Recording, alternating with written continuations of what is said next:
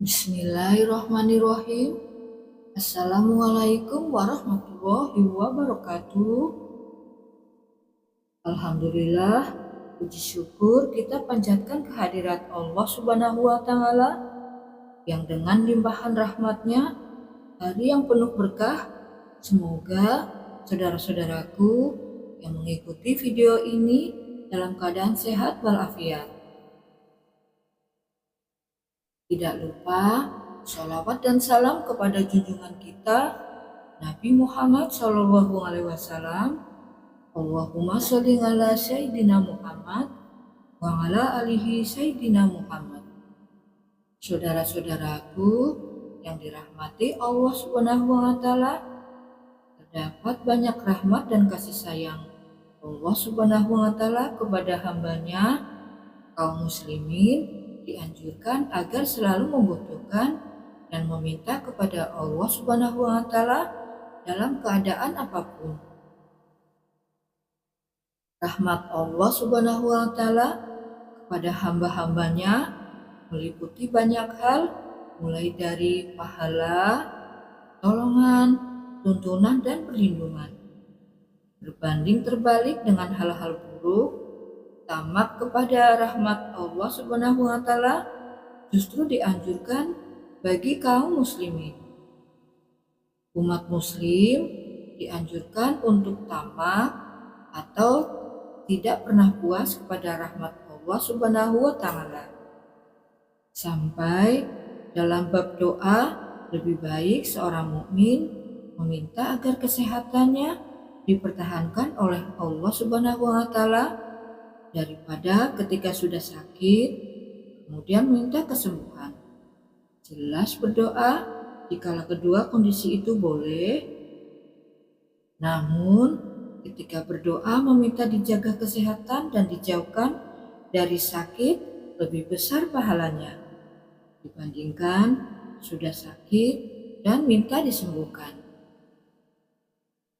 Saudara-saudaraku yang dirahmati Allah Subhanahu wa Ta'ala, sama halnya seseorang yang sudah kaya, hendaknya terus meminta kepada Allah Subhanahu wa Ta'ala agar semakin diberkahi dan diluaskan rezekinya.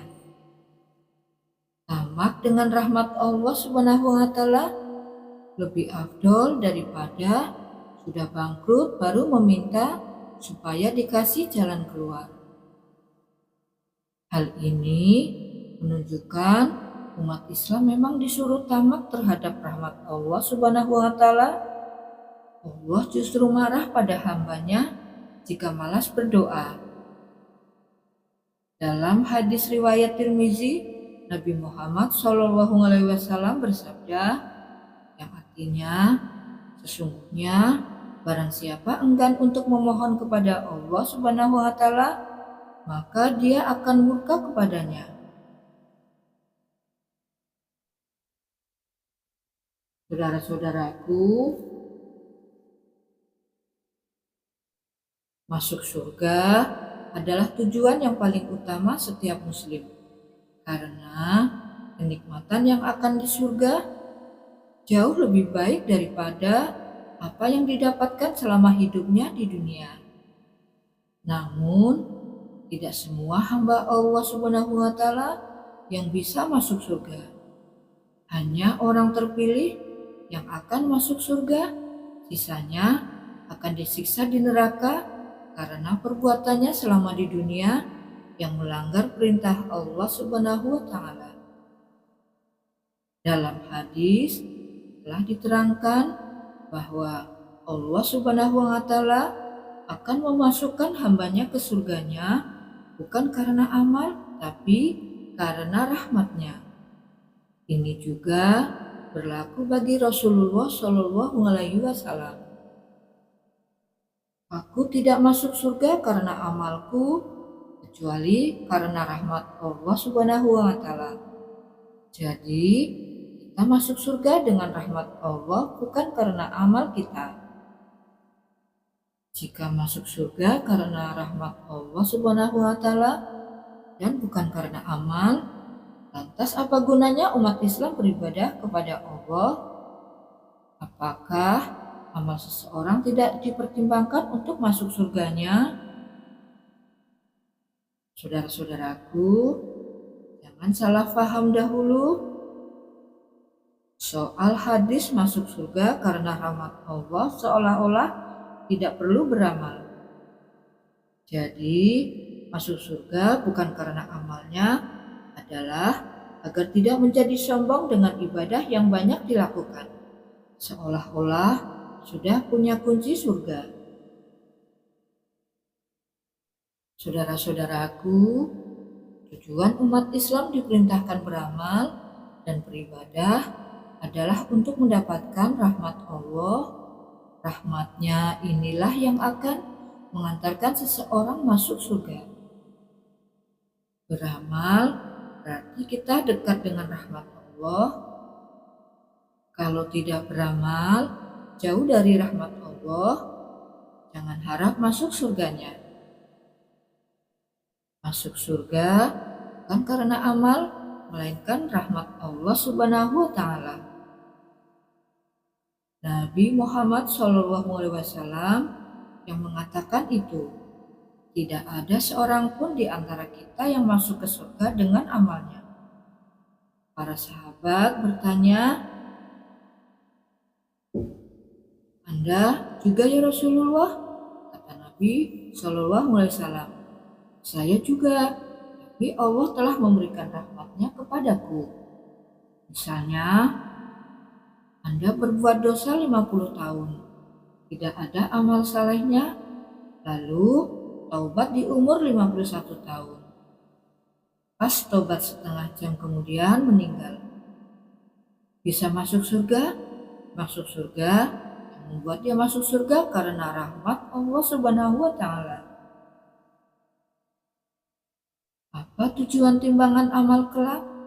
Ia mengatakan, amal manusia yang dilakukan di dunia akan menentukan derajat surganya. Kalian di pintu surga berapa? Derajat surga yang mana? Itu amal kita yang menentukan. Tapi kita masuknya dengan rahmat Allah Subhanahu wa Ta'ala. Saudara-saudaraku, rahmat Allah sangat luas. Allah Subhanahu wa Ta'ala selalu memberikan cinta tak terkira kepada hamba-hamba yang datang untuk bertaubat. Cinta Allah Subhanahu wa Ta'ala kalau sudah diberikan, maka tidak kenal batas. Bahkan pendusta yang paling buruk pun dalam hidupnya, kata Allah Subhanahu wa Ta'ala, aku akan berikan peluang untuk mendapatkan cintaku. Jika Allah Subhanahu wa Ta'ala sudah mencintai hambanya, maka dia tidak akan peduli sebesar apapun dosa yang telah dilakukan. Sesungguhnya kasih sayang Allah Subhanahu wa Ta'ala jauh lebih besar daripada murkanya. Jadi jangan takut, kita itu semua sama setara. Bahkan ada ayat yang sangat indah sekali. Ayat ini turun kepada pelaku dosa besar yang sudah pesimis. Dia pernah berzina, mabuk, tapi tahukah kalian ada ayat turun untuk pendosa itu?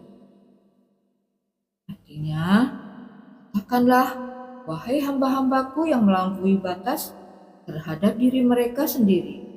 Janganlah kamu berputus asa dari rahmat Allah. Sesungguhnya Allah mengampuni dosa-dosa semuanya. Sungguh dialah yang maha pengampun, maha penyayang. Surat Az-Zumar ayat 53. Israf dalam bahasa Arab berarti berlebihan. Ada israf dalam berbuat dosa, sehingga dosa yang dilakukan sudah tidak bisa terukur. Saudara-saudaraku, namun saat pendosa itu bertaubat, Allah Subhanahu wa Ta'ala menyambutnya dengan panggilan, wahai hambaku. Ibad jarang disebut kecuali merujuk kepada hamba yang saleh. Bisa dibayangkan, jahat yang taubat itu disamakan statusnya oleh Allah Subhanahu wa Ta'ala dengan hamba yang saleh. Jadi, Allah Subhanahu wa Ta'ala itu sangat menyukai penjahat yang taubat, orang salah yang taubat, dibandingkan orang soleh yang tidak pernah merasa salah. Atas dasar itu, tidak sepantasnya seorang manusia berputus asa dari rahmat Allah Subhanahu wa Ta'ala.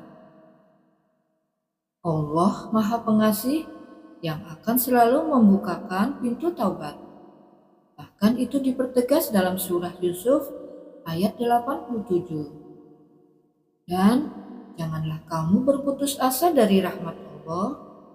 Sesungguhnya yang berputus asa dari rahmat Allah Subhanahu wa Ta'ala hanyalah orang-orang kafir. Surat Yusuf ayat 87. Demikianlah beberapa hal yang dapat saya sampaikan. Semoga video singkat motivasi ini bermanfaat dan menjadi kebaikan bagi kita semua. Semoga Allah menuntun kita menuju jalan yang paling lurus, yaitu Islam. Ada dua hal yang jika keduanya baik pada diri seorang hamba, akan baik pula selainnya. Dua hal tersebut adalah sholatnya dan lisannya. Syukron.